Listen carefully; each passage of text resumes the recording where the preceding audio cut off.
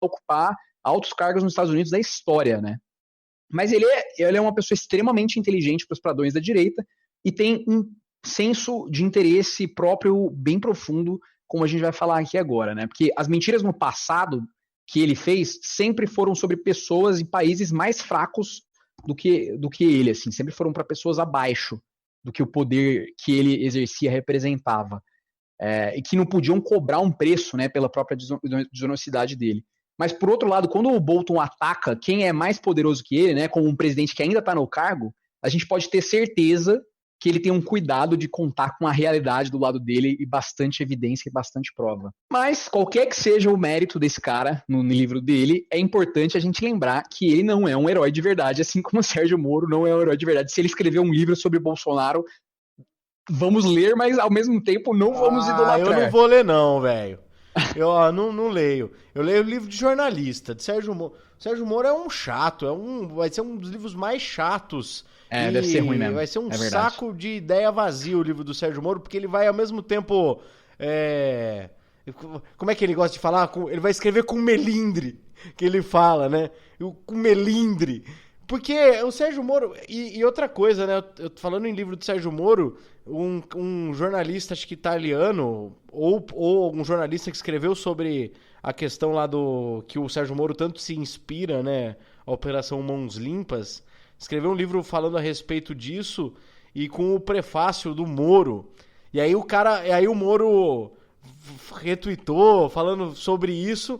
Aí o cara foi lá no Twitter dele, o escritor do livro, e falou: eu não sabia que o Sérgio Moro era integrante do governo Bolsonaro, tinha aceitado ser parte do governo Bolsonaro, senão não vinha no prefácio. Então, no fim das contas, por conta de ser mal informado, tinha que olhar mais para a política do Brasil, mas o cara refutou, o cara já chutou o prefácio do Sérgio Moro. Eu não vou ler livro do Sérgio Moro com coisíssima nenhuma. Mas coisíssima nenhuma. Eu quero que o Sérgio Moro seja apagado da história do Brasil, seja esquecido. Eu também.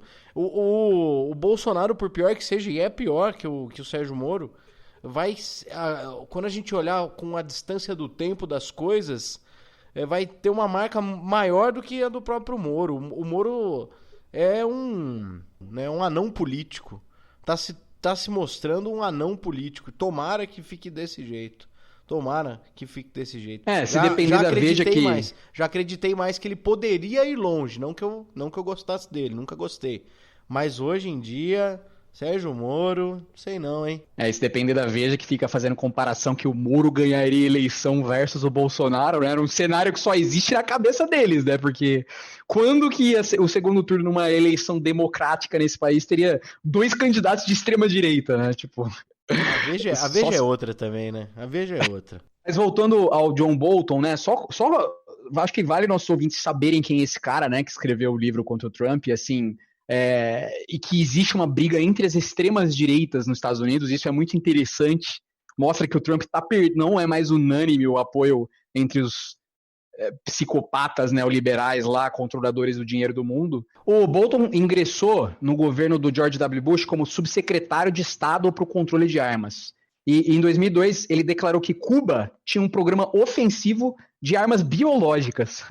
E aí um analista do Departamento de Estado contestou, né, o teor mais forte utilizado num rascunho anterior do discurso, e o Bolton, né, como de hábito, tentou fazer com que o analista fosse demitido. Em 2002, ainda, o Bolton conseguiu que o diplomata brasileiro José Bustani fosse removido de seu cargo de chefe da Organização para a Proibição de Armas Químicas, né, a OPAC. E aí ele falou: nós sabemos onde seus filhos moram, né? O Bolton falou para o Bustani quando tentou convencer ele a sair, né?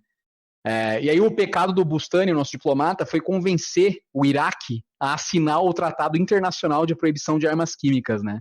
Que levaria a inspeções intrusivas da própria OPAC e que teria demonstrado que o Iraque não tinha arma alguma. E aí, do ponto de vista do Bolton, na época, em 2002, seria o pior resultado possível porque dificultaria um ataque dos Estados Unidos no Iraque. E aí, em 2015, o Bolton escreveu um artigo no New York Times com o título "Para parar a bomba do Irã, bombardeie o Irã".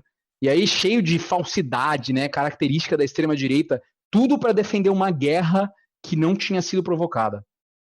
E pouco antes do Trump trazer o Bolton para o seu governo, em 2018, ele escreveu um artigo para o Wall Street Journal pedindo mais uma guerra não provocada, dessa vez com a Coreia do Norte. E aí, nesse artigo, o Bolton argumenta que os presidentes, de agora em diante nos Estados Unidos, deveriam poder ignorar a cláusula dos poderes de guerra da Constituição estadunidense, que reserva ao Congresso americano o direito de declarar guerra.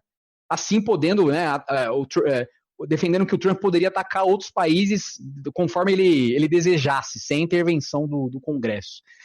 Isso, assim, o que eu falei aqui, mal passa a ponta do iceberg, né, da cruzada de extrema-direita que o Bolton promoveu durante toda a sua vida. E aí, provavelmente, a gente vai demorar anos para ter uma dimensão completa das ações dele como consultor de segurança nacional, mas, de um certo sentido, a expulsão dele, do Bolton, do governo Trump, mostra o quão bem-sucedido ele tenha sido, né?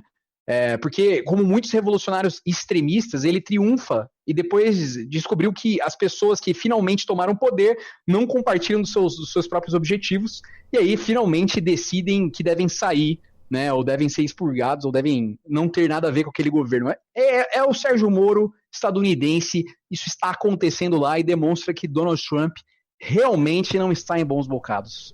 O Bolton é o que o Bolsonaro bateu continência, né? Quando ele veio aqui no Brasil, né? E o Bolsonaro bateu uma continência lá. Depois tem aquela foto lá, aquela mesa de café da manhã meio estranha. Exato. Foi o Bolton, né? Então, o Bolsonaro bateu continência pro Moro deles lá. Só dando uma dica, o Léo falou de política americana. Pô, tem um filme no Netflix, cara, muito bom, que é do diretor que eu gosto, que é o mesmo diretor do Coringa, inclusive, que é o Todd Phillips, que é o diretor de comédias absolutamente engraçadas que fazem parte da minha vida, que é Old School, Dias Incríveis, né, e o Âncora. E depois ele dirige também o Se Beber Não Case, que é mais popularesco, assim. Mas, gente, tem um filme que chama War Dogs, que é dirigido pelo Todd Phillips, e tem no Netflix.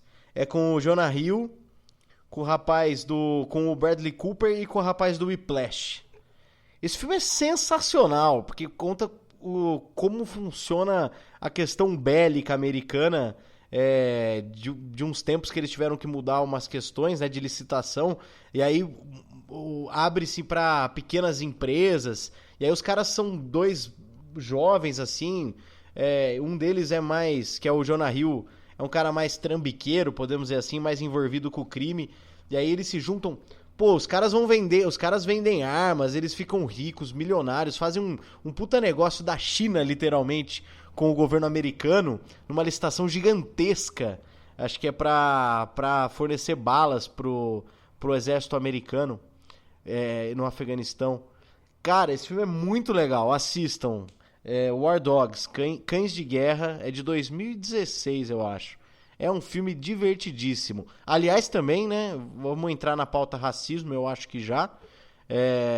O Léo vai destacar o Roda Viva histórico.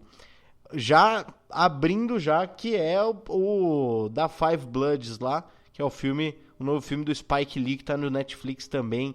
É divertidíssimo e trata do racismo e trata com relação também a essa ocupação de espaço do que o americano fez no Vietnã. Os caras vão buscar o ouro deles, né, que muito se fala, né, do preto buscar o ouro que tiraram deles.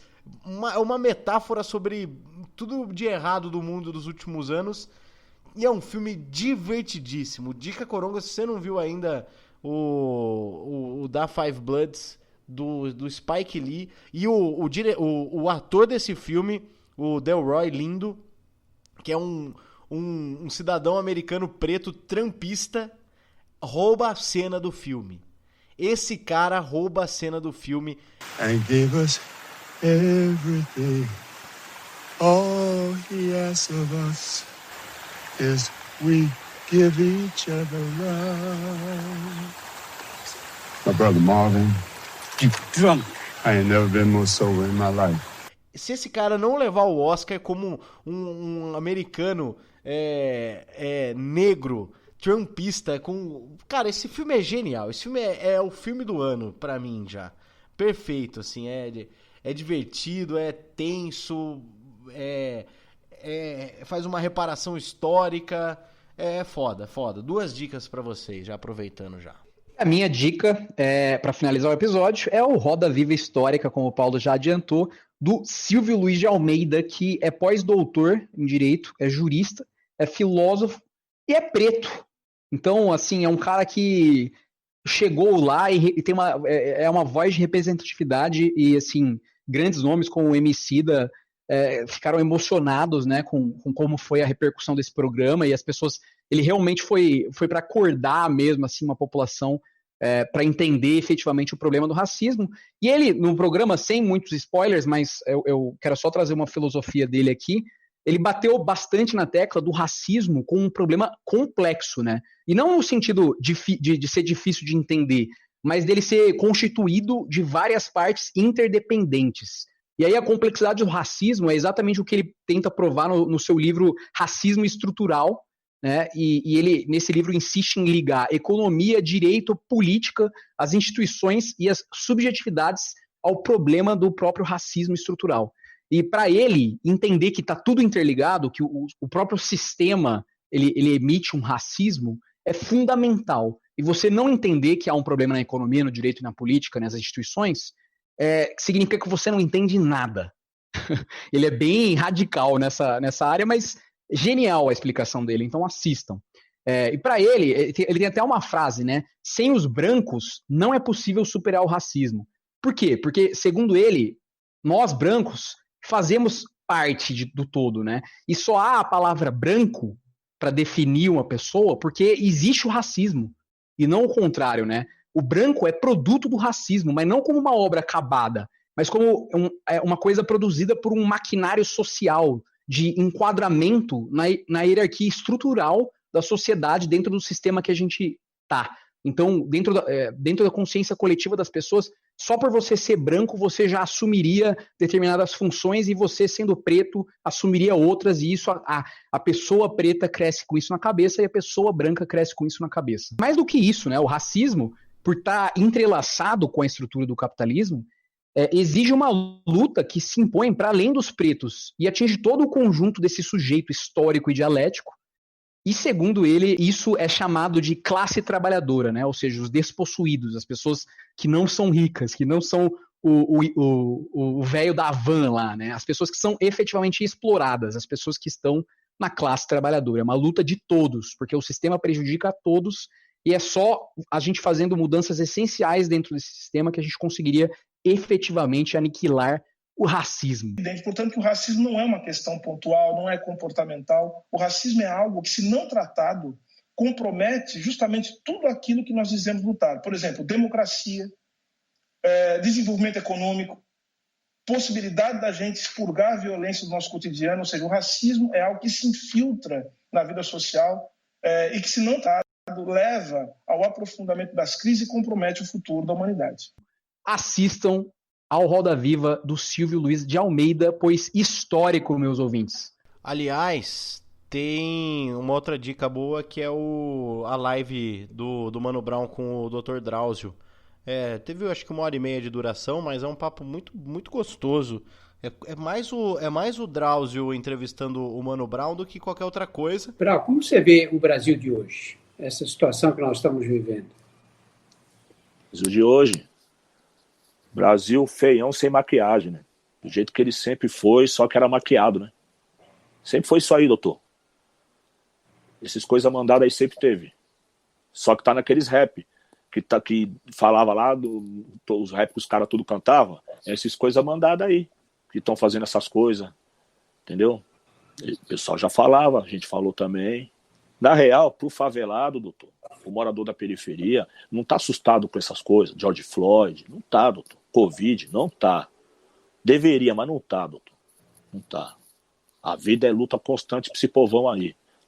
Acabou o Covid, vai pra próxima luta. Não tem axé.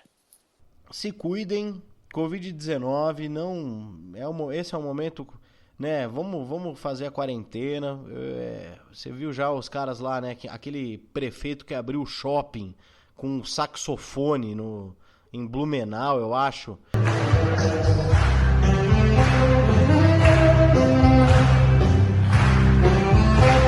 Já veio pedir desculpa, já veio falar que sabe, assim, e não é que ninguém